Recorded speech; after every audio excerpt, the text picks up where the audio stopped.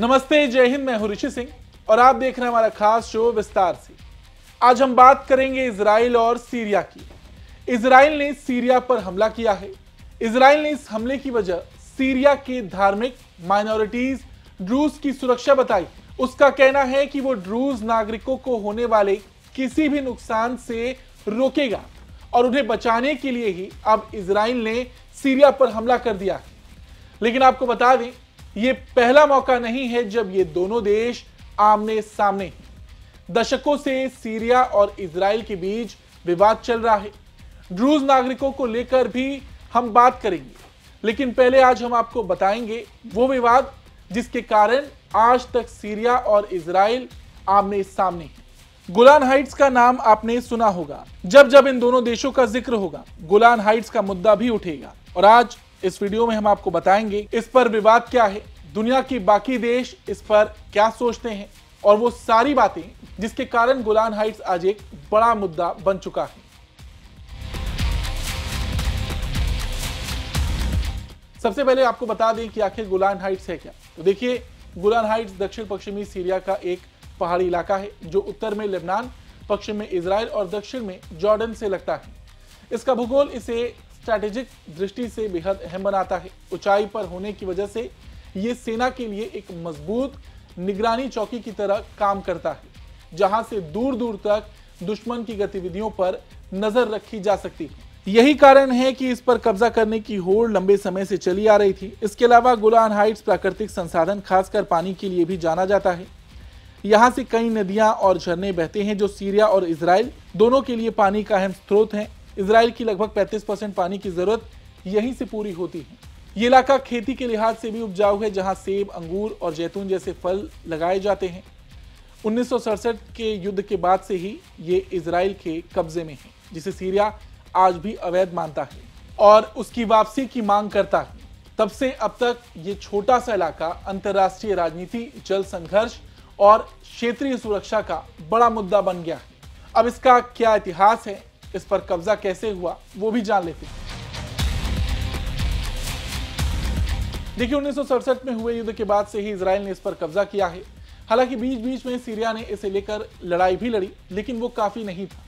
1973 में सीरिया ने गोलान को वापस लेने की कोशिश की थी, लेकिन वो जीत ना सका।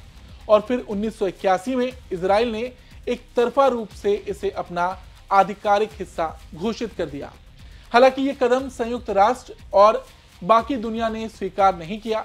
इजराइल के हिसाब से गोलान हाइट्स उसकी सुरक्षा की ढाल है। यहाँ ऊंचाई से सीरिया की राजधानी दमिश्क तक निगरानी की जा सकती है। इसके अलावा यहाँ पानी का एक महत्वपूर्ण स्रोत भी है। 2019 में अमेरिका ने इजराइल के दावे को मान्यता दी। ये एकमात्र देश है जिसने इसे मान्यता दी है।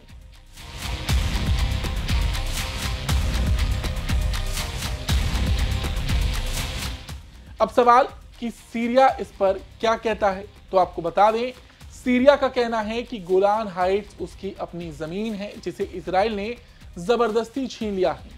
उसके मुताबिक ये इलाका न सिर्फ ऐतिहासिक रूप से बल्कि कानून के नजरिए से भी सीरिया का हिस्सा है। सीरिया इसे गैर कानूनी कब्जा मानता है और हर अंतर्राष्ट्रीय मंच पर इसकी वापसी की मांग करता रहा है। सीरियाई सरकार का मानना है कि इजराइल ने जबरन कब्जा कर उस जमीन को भी हथिया लिया है जिसमें वहां रहने वाले लोगों की पहचान, संस्कृति और अधिकार जुड़े हुए हैं।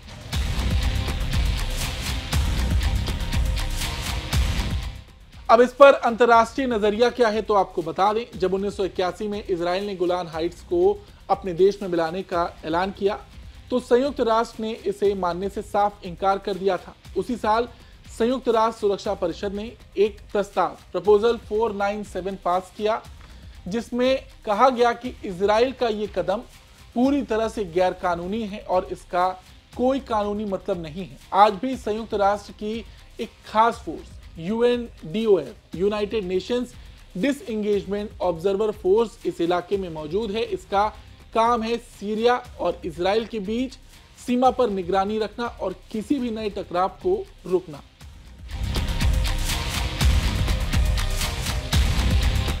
अब इस सवाल पर आते हैं कि दुनिया के बाकी देश क्या सोचते हैं। देखिए, उस मुद्दे पर दुनिया दो हिस्सों में बटी नजर आती है। एक तरफ ज्यादातर देश हैं जो इजराइल के कब्जे को गैर कानूनी मानते हैं और दूसरी तरफ अमेरिका है जिसने इजराइल के दावे को खुले तौर पर समर्थन दिया है।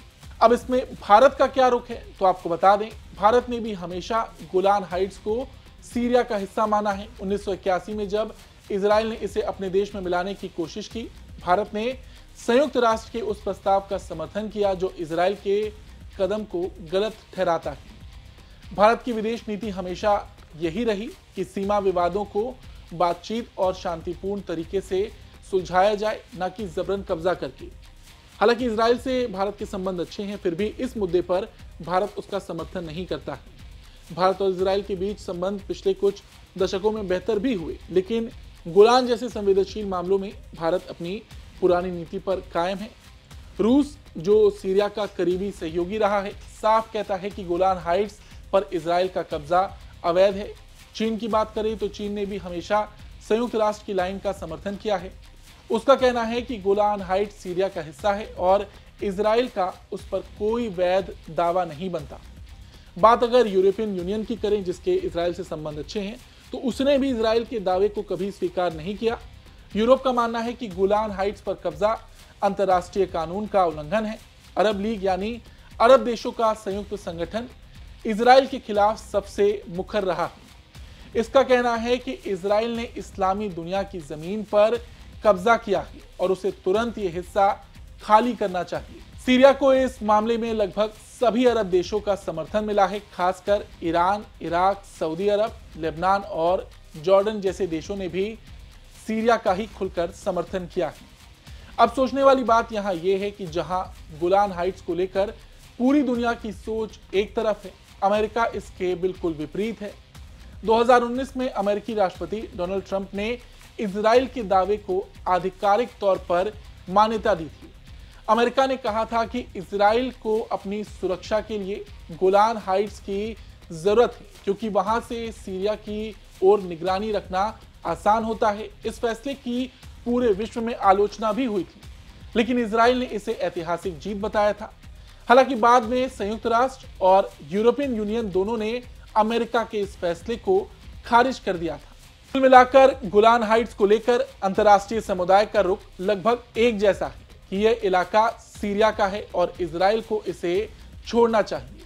सिर्फ अमेरिका ही है जिसने इजराइल का समर्थन किया है, इजराइल को मान्यता दी है। इस अंतर्राष्ट्रीय मतभेद की वजह से ये विवाद और ज्यादा जटिल हो गया है। इजराइल को एक तरफ अमेरिका का मजबूत साथ है और दूसरी तरफ दुनिया का दबाव। वहीं सीरिया को शब्दों का समर्थन तो मिला है, लेकिन अब तक जमीन पर कोई बदलाव नहीं आया।